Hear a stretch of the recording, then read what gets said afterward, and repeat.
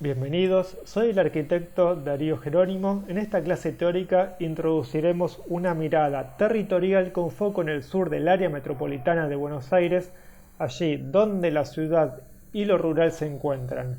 Esto lo realizaremos a partir de diferentes escalas, desde una visión más general hasta la laguna de San Vicente, donde trabajaremos este cuatrimestre. Las áreas metropolitanas, especialmente a fines del siglo XX, se encuentran sujetas a un acelerado proceso de cambio caracterizado por una notable expansión del territorio, incrementándose la urbanización sobre las áreas rurales. Si bien esta tendencia se denota a nivel global, en los ámbitos latinoamericanos se profundizan estas transformaciones, frente a una estructura desigual en los ámbitos social, económico y territorial. Los procesos de expansión urbana en estas regiones metropolitanas presentan espacios duales, caracterizados por la presencia de barrios privados y asentamientos irregulares. Sin perder la vista, aquí en la zona del área de San Vicente, en las siguientes imágenes veremos la expansión de la mancha urbana en diferentes periodos históricos. Este es el caso de 1910, caso 1947 y por último el caso de 1972. Vemos cómo se fue dando la expansión de esta mancha. En esta imagen, que corresponde a la expansión hasta el periodo 2001, es interesante cómo se muestra la sucesión de las capas de los diferentes periodos que vimos. Si vemos el área de San Vicente, ya la mancha ha llegado hasta la Ruta 6. El proceso de suburbanización residencial, si bien ocurre a nivel global, en Argentina se constituye como una de las dimensiones más emblemáticas y radicales del proceso de privatización que atraviesa el país, especialmente desde la década de 1990. Los pobladores de los territorios son parte de este proceso y provienen mayormente de dos éxodos. Por un lado, movimientos migratorios procedentes de otras regiones, atraídos por las posibilidades que brinda la ciudad cabecera, cuyos integrantes, al no poder acceder al mercado de suelo de la misma, se asientan en poblados aledaños. Por otro lado, encontramos a la migración de familias pertenecientes a la ciudad central, que en busca de un modo de vida de mayor contacto con la naturaleza, mayor seguridad o debido a un menor valor del suelo, deciden instalarse en las localidades cercanas a ella. Este proceso de expansión urbana es liderado mayormente por intereses especulativos de desarrolladores inmobiliarios, frente a un Estado local carente de políticas, instrumentos y normativas de planeamiento urbano territorial, tal cual es el caso de San Vicente, que actualmente solo cuenta con una zonificación con diferentes usos de suelo, pero no con un plan urbano, el cual recientemente está en estudio. En esta imagen, si hacemos foco en el área de San Vicente, vemos la expansión de los barrios cerrados, que si bien presentan una densidad menor a la de zona norte, no deja de ser relevante. Continuando con las diferentes escalas de aproximación al territorio, ahora haremos foco en el partido de San Vicente. Este se desarrolla en el borde sur de la gran marcha urbana del área metropolitana de Buenos Aires y se compone de tres localidades: San Vicente, Alejandro Korn y Domcelar. Cuenta con una superficie de 666 kilómetros cuadrados, mayor a la ciudad de Buenos Aires, pero escasamente poblado, con 60.000 habitantes según el censo del 2001. Entre los elementos que estructuran el territorio, tenemos que mencionar en primer lugar la Ruta 6. Estamos marcando aquí hacia el sur. Es el primer límite de contención de esto que veníamos mencionando antes, de la gran mancha de la expansión urbana. La Ruta 6 es el primer límite que la contiene. Por otro lado tenemos las vías del Roca en su ramal hacia Chascomús, con salida desde Constitución y parada en Alejandro Korn. También podemos mencionar la antigua estación de San Vicente. Esta funcionaba como terminal del ferrocarril Roca, que partía desde Constitución hasta 1978.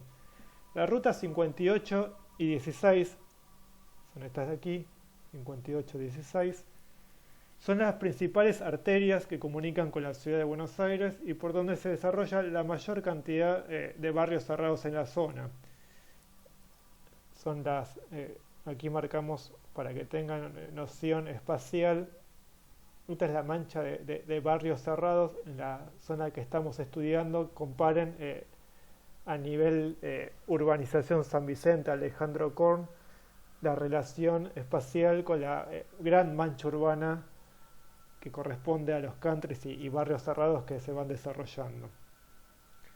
Por otro lado tenemos la ruta 210 que va siguiendo las vías del tren, que conecta por un lado Domcelar y Alejandro Korn hacia el sur, y por último nos encontramos aquí arriba con esta es la obra de la autopista del Camino del Buen Aire, que conectará desde el actual Buen Aire, que queda en el oeste, hacia la ciudad de La Plata.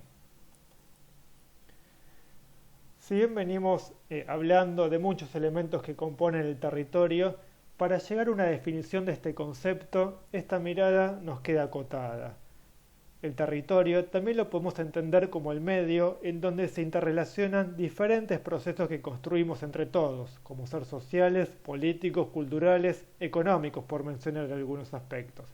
Tenemos que entender que cuando intervenimos en él lo afectamos a muchos niveles. Por más pequeña que sea esta intervención, estamos modificando el medio en el que habitamos, tanto el natural como el construido. Ahora vamos a hacer foco en la ciudad de San Vicente.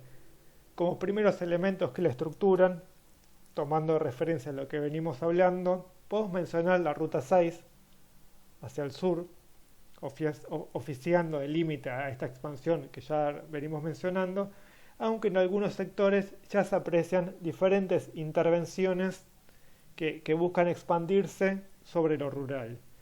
Hacia el oeste, la ruta 58, vía rápida, donde se desarrollan gran cantidad de barrios cerrados, rápida conexión con la ciudad de Buenos Aires. Hacia el este nos encontramos con el arroyo de San Vicente, que nace en la laguna Tacurú al norte y recorre, pasando San Vicente, hasta el río San Borombón.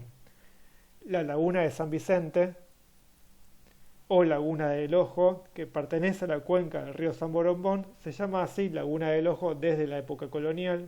Pueden buscar esta referencia. En esta teórica no vamos a ahondar en procesos históricos, tanto de San Vicente como la de la laguna, pero sí es necesario entenderlos como una de estas sucesivas capas que van componiendo el territorio, y es muy necesario de estudiar. Dos ejes principales articulan la ciudad consolidada.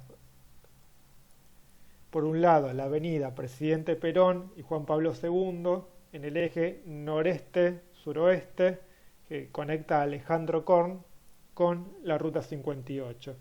Y la avenida Rivadavia, avenida Sarmiento, en el otro eje, en el noreste-sudeste, conectando la ruta 6 y bordeando la laguna. Estas se cruzan en la plaza Mariano Moreno, donde se produce el cambio de nombre. Esta es la plaza principal de la ciudad, donde encontramos la municipalidad, la parroquia, el banco y el correo, respondiendo al típico aspecto de la mayoría de los pueblos de la Pampa Argentina, con un trazado de sus calles en forma de dámero y una plaza central alrededor de la cual se encuentran los principales centros administrativos y sociales, como ser el Palacio Municipal y la iglesia. Este regular trazado se ve afectado, se ve fragmentado por elementos naturales por un lado, como ser la laguna y el arroyo de San Vicente, y por otro lado, por elementos que corresponden a las acciones hechas por el hombre, como son las rutas de acceso y los grandes predios de los barrios cerrados, que también hemos marcado en rojo. Otros lugares de referencia que vale la pena mencionar son el predio de la Quinta de Perón y la antigua estación de tren y cementerio. Este recorrido nos lleva a la última escala, la laguna de San Vicente, y en particular a su costa sur, donde vamos a trabajar este primer cuatrimestre en el proyecto de un pabellón de difusión de la historia de la ciudad y el medio ambiente. Acá estamos marcando lo que es el terreno donde vamos a trabajar, que van a tener que estudiar en los siguientes trabajos prácticos. La laguna cubre unas 180 hectáreas. Su margen sur está rodeada por la ciudad de San Vicente. Gran parte de las aguas están consumidas por la vegetación, en general hierbas, juncos, algas y flores lagúneras. También hay en sus orillas grandes árboles como ser eucaliptos y sauces. Por estar cerca, a 45 kilómetros de Buenos Aires, es su laguna más cercana y recibe turistas de esta ciudad, también de los partidos alrededores y los habitantes locales. El agua despejada de la laguna es suficiente para el desarrollo de deportes náuticos, también sus orillas hacen picnics y actividades en general. La laguna forma parte de la Reserva Natural Lagunas de San Vicente, que es un área natural protegida que se encuentra emplazada en la cuenca Matanza-Riachuelo. En su interior, además de la laguna de San Vicente, se encuentra el arroyo de San Vicente y la laguna de Velaca. La reserva conforma un complejo de sistema de humedales que brinda diferentes servicios ambientales, tanto a la población local como a la cuenca del Matanza-Riachuelo. Estos humedales aseguran la diversidad biológica, amortiguan las inundaciones, mitigan el cambio climático, retienen y almacenan agua. Son fuentes de alimentos, materiales y medicinas y además son utilizados como áreas de recreación y turismo, por mencionar brevemente algunos aspectos. En el 2018, la Organización de Vecinos Autoconvocados de San Vicente denunció un emprendimiento inmobiliario que comenzó a lotear 6 hectáreas de un campo de más de 100 donde se proyecta un barrio cerrado.